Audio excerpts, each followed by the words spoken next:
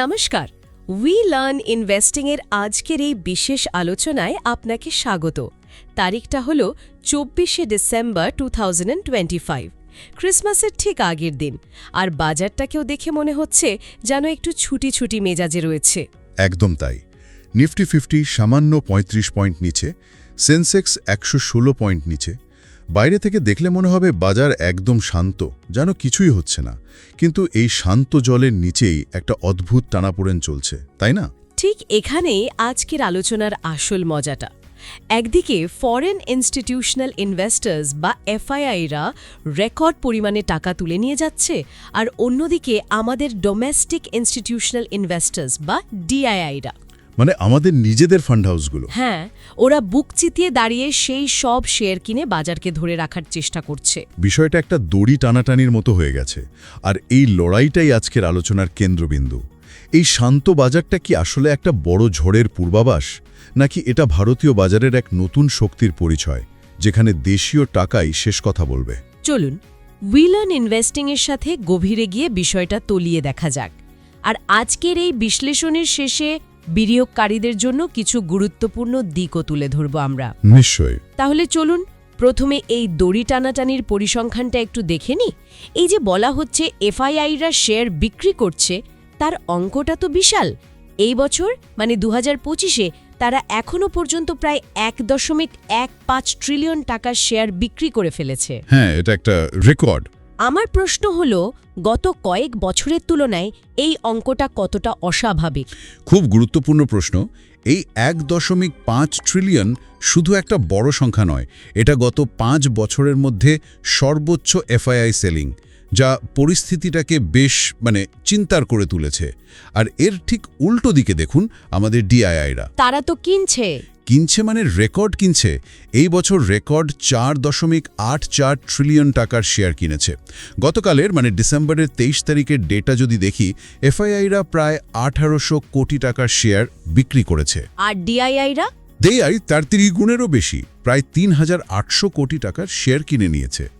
এই বিপুল দেশীয় বিনিয়োগই বাজারকে একটা বড় পতন থেকে বাঁচিয়ে রেখেছে। তার মানে রিটেল বিনিয়োগকারীদের এসআইপির মাধ্যমে যে টাকাটা প্রতি মাসে বাজারে আসছে, সেটাই আসলে ডিআইআইদের হাত শক্ত করছে। একদম, ওটাই তো আসল শক্তি এখন। কিন্তু আমার মাথায় একটা প্রশ্ন ঘুরছে, এফআইআইরা পালাচ্ছে কেন? আমাদের জিডিপি গ্রোথ তো 8.2%, যা বিশ্বের দ্রুততম অর্থনীতিগুলোর মধ্যে অন্যতম। তাহলে এত ভালো পারফরমেন্সের পরেও এই অনাস্থা কেন? চমৎকার পয়েন্ট। এখানেই গ্লোবাল প্রেক্ষাপটটা বুঝতে হবে। এফআইআইরা যখন বিনিয়োগ করে, তারা শুধু ভারতের গ্রোথ দেখে না, তারা গোটা বিশ্বের সাথে তুলনা করে। তাদের এই বিক্রির পেছনে 3টে প্রধান কারণ কাজ করছে। আচ্ছা, প্রথম এবং সবচেয়ে বড় কারণ হলো ইউএস ডলারের শক্তি।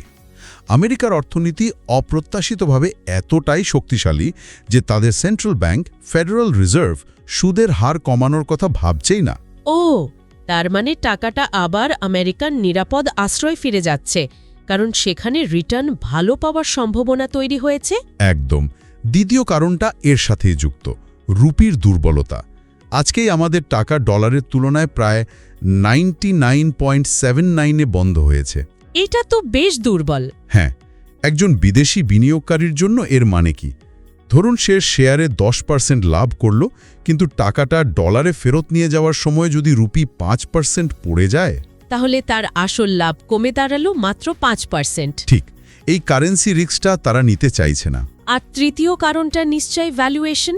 প্রায়ই শোনা যায় যে ভারতীয় বাজার অন্য দেশের বাজারের তুলনায় কিছুটা দামি। ঠিক তাই। অন্য অনেক এমার্জিং মার্কেটসের তুলনায় আমাদের শেয়ারের দাম পিই রেশিও কিছুটা বেশি। তাই এফআইআইরা মনে করছে এই মুহূর্তে ভারতের বাজার থেকে লাভ তুলে নিয়ে অন্য সস্তা বাজারে বিনিয়োগ করাটাই বুদ্ধিমানের কাজ। কিন্তু ডিআইআইরা ভাবছে অন্যভাবে। হ্যাঁ, তারা ভারতের দীর্ঘমেয়াদী উন্নতির গল্পের উপর বাজি ধরছে। উই লার্ন ইনভেস্টিং সবসময় বলে এই লং টার্ম ভিশন থাকাটা খুব জরুরি। কিন্তু ডিআইআইরা একা কতদিন বাজারকে টানবে? কারণ আপনি যেমনটা বলছিলেন, সমস্যাটা তো শুধু দেশের ভেতরে নয়, বাইরে থেকেও বড়সড় চাপ আসছে, বিশেষ করে আমেরিকা থেকে। আপনি বলছিলেন আমেরিকার অর্থনীতি খুব শক্তিশালী। এই বিষয়টা একটু বিস্তারিতভাবে বলা যাক। হ্যাঁ, গতকালই আমেরিকার তৃতীয় কোয়ার্টারের জিডিপি ডেটা এসেছে, আর সেটা বাজারকে চমকে দিয়েছে। প্রত্যাশা ছিল 3.5% কাছাকাছি থাকবে, কিন্তু বাস্তবে বৃদ্ধি হয়েছে 4.3%। বাহ, এটা তো ভালো খবর। হ্যাঁ, কিন্তু অর্থনীতিতে এটাকে বলে good news is bad news paradox. ব্যাপারটা বেশ মজার। মানে দেশের অর্থনীতি ভালো ফল করছে, অথচ শেয়ার বাজারের জন্য সেটা খারাপ খবর কেন? কারণ আমেরিকার অর্থনীতি এত শক্তিশালী থাকলে ফেডারেল রিজার্ভ মুদ্রাস্ফীতি নিয়ন্ত্রণে রাখার জন্য সুদের হার উঁচুতেই ধরে রাখবে, যাকে বলে হায়ার ফর লঙ্গার। আচ্ছা। আর আমেরিকার ব্যাংকে সুদ বেশি পেলে বড় বড় ফান্ড ম্যানেজাররা ভারতের মতো ঝুঁকিপূর্ণ বাজার থেকে টাকা তুলে নিয়ে আমেরিকার সরকারি বন্ডে রাখবে, কারণ সেখানে ঝুঁকি প্রায় শূন্য। এই কারণেই আমেরিকার ভালো খবর আমাদের বাজারের জন্য খারাপ খবর হয়ে দাঁড়িয়েছে। তার মানে এফআইআই সেলিংয়ের এই ধারাটা হয়তো ভবিষ্যতেও চলতে পারে। আর আমেরিকার দিক থেকে তো শুধু এটাই একমাত্র ধাক্কা নয়, আইটি সেক্টরের জন্য তো একটা বড় দুঃসংবাদ আছে, তাই না? H1B ভিসা নিয়ে। ঠিক ধরেছেন, এটা ভারতীয় আইটি কোম্পানিগুলোর জন্য একটা বড় ধাক্কা। আমেরিকার নতুন সরকার ঘোষণা করেছে যে তারা এখনকার লটারি সিস্টেম তুলে দিয়ে মেরিট বেসড ভিসা দেবে। মেরিট বেসড মানে যে যত বেশি মাইনের চাকরির অফার পাবে তার ভিসা পাওয়ার সম্ভাবনা তত বাড়বে। এর সরাসরি প্রভাবটা কি হবে? প্রভাবটা মারাত্মক। ভারতীয় আইটি কোম্পানিগুলোর ব্যবসার মূল ভিত্তিটাই হল লেবার আর্বিট্রেজ, মানে ভারত থেকে কম বেতনে দক্ষ কর্মী নিয়ে গিয়ে আমেরিকার কাজ করানো। কিন্তু নতুন নিয়মে ভিসা পেতে হলে তাদের আমেরিকান কর্মীদের সমতুল্য বা তার চেয়েও বেশি মাইনে অফার করতে হবে। মানে তাদের লাভের মার্জিন কমে যাবে? ব্যাপক হারে কমে যাবে। এই কারণেই আজ উইপ্রো, টেক মহিন্দ্রার মতো শেয়ারে চাপ দেখা গেছে এবং নিফটি আইটি ইন্ডেক্স 0.51% পড়েছে।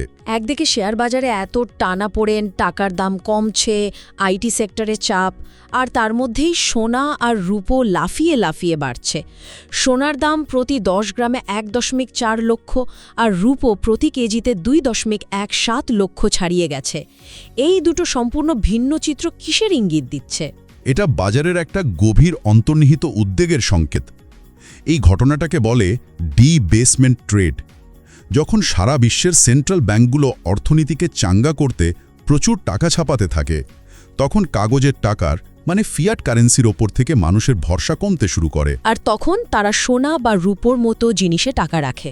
একদম। বিনিয়োগকারীরা তখন এমন কিছুতে টাকা রাখতে চায় যার একটা নিজস্ব অন্তর্নিহিত মূল্য আছে। তার মানে কি? বড় বিনিয়োগকারীরা শুধু মুদ্রাস্ফীতি নয়, পুরো অর্থনৈতিক সিস্টেমটার ওপরেই কিছুটা ভরসা হারাচ্ছে। কিছুটা সেরকমই। এটা কিন্তু শুধু মুদ্রার অবমূল্যায়নের বিরুদ্ধে একটা বাজি নয়, এটা একটা গভীর মনস্তাত্ত্বিক পরিবর্তন। যখন বিনিয়োগকারীরা দেশের অর্থনীতি বা বাজারের ওপর ভরসা রাখে, তারা শেয়ার বা বন্ডে টাকা রাখে।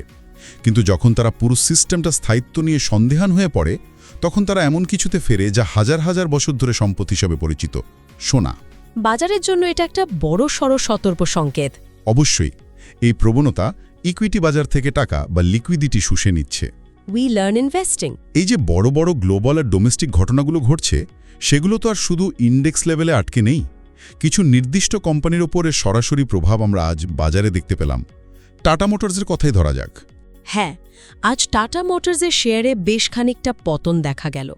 এর কারণ তো এর British subsidiary Jaguar land rover বা JLR এর ওপর হওয়া একটা সাইবার অ্যাটাক। একদম। JLR এর প্রোডাকশন সিস্টেমে একটা বিশাল সাইবার অ্যাটাক হয়েছে, যার ফলে তাদের উৎপাদন কিছুদিন বন্ধ রাখতে হয়েছে। এর জেরে তাদের হোলসেল ভলিউম মানে ডিলারদের কাছে গাড়ি পাঠানোর পরিমাণ 24% কমে গেছে। 24%? এটা তো অনেক। হ্যাঁ, আর এর প্রভাবটা এতটাই মারাত্মক যে কোম্পানির মার্জিন যেখানে +5.1% ছিল, সেটা সোজা -8.7%-এ নেমে এসেছে। এটা একটা দারুণ উদাহরণ যে একটা গ্লোবাল ঘটনা বিদেশে ঘটলেও তার আঁচ ভারতে থাকা একটা কোম্পানির শেয়ার হোল্ডারদের গায়ে কতটা লাগতে পারে। অন্যদিকে আবার একটা সম্পূর্ণ ভিন্ন চিত্র ক্যাস্ট্রল ইন্ডিয়াতে। এই শেয়ারটা আজ প্রায় 9% বেড়েছে। এর পেছনে কি কারণ? এখানে যে ঘটনাটা ঘটেছে তাকে বলে ভ্যালু আনলকিং। ক্যাস্ট্রলের পেরেন্ট কোম্পানি হল বিপি, একটা বিশাল অয়েল অ্যান্ড গ্যাস সংস্থা। বিপি তাদের গ্লোবাল ক্যাস্ট্রল বিজনেসের 65% অংশীদারিত্ব স্টোন পিক নামের একটি প্রাইভেট ইকুইটি ফার্মকে বিক্রি করার ঘোষণা করেছে। ভ্যালু আনলকিং মানে লুকোনো মূল্যকে বাইরে নিয়ে আসা? ব্যাপারটা একটু সহজ করে বুঝিয়ে বললে ভালো হয়। ব্যাপারটা হলো এতদিন ক্যাস্ট্রল তার পেরেন্ট কোম্পানি বিপির বিশাল ব্যবসার একটা অংশ ছিল। অনেক সময় বড় কোম্পানির ছাতার তলায় থাকলে ছোট কিন্তু সম্ভাবনাময় ব্যবসার আসল দামটা ঠিকমতো প্রকাশ পায় না বা ততটা গুরুত্ব পায় না। আচ্ছা, মানে এবার ফোকাসটা বাড়বে? একদম। প্রাইভেট ইকুইটির হাতে যাওয়ার মানে হলো এবার শুধু এই লুব্রিকেন্ট ব্যবসার দিকেই 100% নজর দেওয়া হবে। বিনিয়োগকারীরা আশা করছে এই নতুন ম্যানেজমেন্ট আরও আক্রমণাত্মকভাবে ব্যবসা বাড়াবে, খরচ কমাবে, যা থেকে কোম্পানির আসল মূল্য বেরিয়ে আসবে। তাই এই খবরটা বাজারে আসতেই শেয়ারের দামে এমন উচ্ছ্বাল। এটার পিছনেও কি এরকমই কোনো কারণ? ওয়েবসলের ঘটনাটা আবার অন্যরকম। এটা হলো একটা রেগুলেটরি বা আইনি জট কেটে যাওয়ার প্রভাব। আয়কর বিভাগ তাদের ওপর থেকে ৭৩ কোটির একটি পুরনো করের বোঝা সরিয়ে নিয়েছে। বাহ, ৭৩ কোটি টাকা! একটা মিড ক্যাপ কোম্পানির জন্য এটা বিশাল স্বস্তির খবর। এই ৭৩ কোটি তাদের ব্যালেন্স শিট থেকে একটা বড় বোঝা নামিয়ে দিল। এর ফলে কোম্পানির খাতা পরিষ্কার হয়ে গেল এবং ভবিষ্যতে প্রজেক্টের জন্য তাদের ঋণ পেতে অনেক সুবিধা হবে। এটা দেখায় যে কিভাবে একটা নির্দিষ্ট খবর একটা স্টকের ভাগ্য রাতারাতি বদলে দিতে পারে। তাহলে আজকের এই পুরো আলোচনার সারমর্ম করলে কি দাঁড়ায়? একদিকে যেমন বেশ কিছু চিন্তার কারণ রয়েছে। হ্যাঁ, নেতিবাচক দিকগুলো হলো এফআইআইসদের রেকর্ড পরিমাণ শেয়ার বিক্রি, ডলারের তুলনায় টাকার ক্রমাগত দুর্বল হয়ে পড়া, আর আমেরিকার প্রোটেকশনিস্ট পলিসি, বিশেষ করে আইটি সেক্টরের জন্য H-1B ভিসার নতুন নিয়মটা। ঠিক, যা আমাদের একটা বড় রপ্তানি শিল্পকে চাপে ফেলছে। আর অন্যদিকে ইতিবাচক দিকও তো কম নেই। না, একেবারেই না। ভারতের নিজস্ব অর্থনীতি 8.2% জিডিপি গ্রোথ নিয়ে বেশ শক্তিশালী অবস্থানে আছে। আর সবচেয়ে বড় কথা হলো ডিআইআইদের রেকর্ড পরিমাণ কেনাকাটা। এটা দেখাচ্ছে যে ভারতীয় বিনিয়োগকারীরা এখন বাইরের টাকার উপর নির্ভরশীল নয়, দেশের বাজারের উপর তাদের গভীর আস্থা তৈরি হয়েছে। ঠিক, এফআইআইদের বিক্রির ফলে ভালো শেয়ারের ভ্যালুয়েশন ধীরে ধীরে আকর্ষণীয় হয়ে উঠছে, যা দেশীয় বিনিয়োগকারীদের জন্য একটা সুযোগও তৈরি করছে। এ প্রসঙ্গে উই লার্ন ইনভেস্টিং মনে করিয়ে দিতে চায় যে শেয়ার বাজারে বিনিয়োগ ঝুঁকিপূর্ণ। এই আলোচনাটি শুধুমাত্র শিক্ষামূলক উদ্দেশ্যে করা। যে কোনো বিনিয়োগের সিদ্ধান্ত নেওয়ার আগে একজন সেবি রেজিস্টার্ড আর্থিক উপদেষ্টার সাথে পরামর্শ করে এবং নিজের গবেষণা করে তবেই এগোনো উচিত। তাহলে এই পরিস্থিতিতে দাঁড়িয়ে একজন সাধারণ বিনিয়োগকারী, যিনি হয়তো প্রতি মাসে এসআইপি করছেন, তার কি ভাবা উচিত? এই টানাপোড়েনের মধ্যে তার কি করণীয়? দেখুন, কয়েকটা বিষয় মাথায় রাখা খুব জরুরি। প্রথমত, এটা ক্রিসমাসের ছুটির বাজার। বাজারে ভলিউম বা লেনদেন খুব কম। এই কম ভলিউমের বাজারের নড়াচড়া দেখে বড় কোনো সিদ্ধান্ত নেওয়া ঠিক হবে না। মানে অপেক্ষা করা উচিত। হ্যাঁ, আসল দিকনির্দেশ পাওয়া যাবে যখন জানুয়ারিতে কোম্পানিগুলোর তৃতীয় কোয়ার্টারের রেজাল্ট আসা শুরু হবে এবং ফেব্রুয়ারিতে আরবিআইয়ের মনিটারি পলিসি মিটিং হবে। দ্বিতীয়ত, আপনি টাকার দামের ওপর নজর রাখার কথা বলছিলেন, অর্থাৎ শুধু নিফটি বা সেন্সেক্সের লেভেল না দেখে ইউএসডি আইএনআর রেটটাও ট্র্যাক করা উচিত। অবশ্যই। টাকা যদি আরও দুর্বল হয় তাহলে ইকুইটির লাভ কিন্তু কমে যেতে পারে, বিশেষ করে ডলার টার্মসে। এটা এফআইআইদের কাছে যেমন গুরুত্বপূর্ণ, তেমনি দেশের মুদ্রাস্ফীতির ওপরেও এর প্রভাব পড়ে। তাই এটা একটা কি ইন্ডিকেটর। আর যারা এসআইপি করছেন তাদের জন্য কি বার্তা? এই বাজারে কি এসআইপি বন্ধ করে দেওয়া উচিত? একদমই না, বরং ডিআইআইরা যা করছে সাধারণ বিনিয়োগকারীরাও তাই করতে পারে। এফআইআইদের বিক্রির ফলে বাজারে যে পতন আসছে বা আসবে, সেটাকে দীর্ঘমেয়াদী বিনিয়োগের জন্য একটা সুযোগ হিসেবে দেখা উচিত। এসআইপি চালিয়ে গেলে কম দামে বেশি ইউনিট কেনা যাবে, যা লং টার্মে গড় কেনার দাম কমিয়ে দেবে। এটা তো গেল সামগ্রিক কৌশলের কথা। সেক্টরের দিক থেকে কোনো কিছু ভাবার আছে কি? যেমন আইটি সেক্টর নিয়ে তো একটা চিন্তা তৈরি হলো। হ্যাঁ, এটাকে বলে সেক্টর রোটেশন।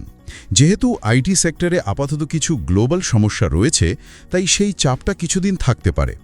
এই সময়ে এমন সেক্টরগুলোর দিকে নজর দেওয়া যেতে পারে যারা মূলত ভারতের অভ্যন্তরীণ বাজারের ওপর নির্ভরশীল, যেমন ব্যাংকিং, অটোমোবাইল বা কনজিউমার গুডস।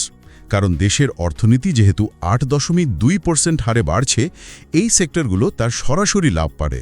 আর শেষ পরামর্শ, ঝুঁকি সম্পর্কে সচেতন থাকতে হবে। সোনার দামে এই অস্বাভাবিক বৃদ্ধি কিন্তু একটা সংকেত দিচ্ছে যে আন্তর্জাতিক বাজারে একটা অনিশ্চয়তা রয়েছে।